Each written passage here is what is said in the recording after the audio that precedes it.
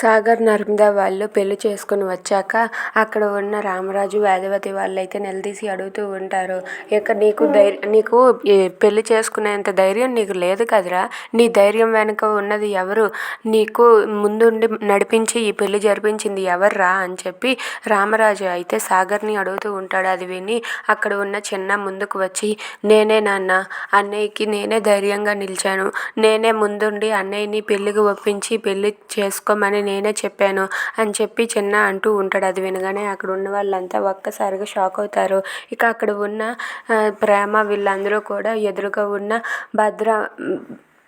భద్రావతి వీళ్ళందరూ కూడా అలా చూస్తూ ఉంటారు. ఇక ఆ మాట వినగానే రామరాజుకి చాలా కోపం వచ్చి, ఏంట్రా తనకి నువ్వు తోడుగా నిలబడి తనకి ధైర్యాన్ని ఇచ్చి తనకి ఇలా పెళ్లి జరిపించింది నువ్వా, అసలు నువ్వు ఈ ఇంట్లో ఉండడానికి వీల్లేదురా అని చెప్పి చిన్నాని రామరాజు అయితే బయటికి గెంటేస్తాడు. దాంతో వేదవతి ఏమండి ఆగండి అన్నా సరే ఆగకుండా రామరాజు అయితే చిన్నాని బయటకు గెంటేస్తాడు. ఇదంతా చూస్తున్న భద్రావతి వాళ్ళైతే చాలా సంతోషిస్తూ ఉంటారు. ఇక చిన్న అయితే వాళ్ళ నాన్న బయటకు తోసేయటంతో చాలా బాధపడుతూ ఉంటాడు. ఇక రామరాజు కూడా చాలా బాధపడుతూ, నా కొడుకులు నా మాట వినలేదు, నాకు ఇచ్చిన మాటను తప్పారని చెప్పి చాలా బాధపడుతూ ఉంటాడు. Thanks for watching friends, please subscribe.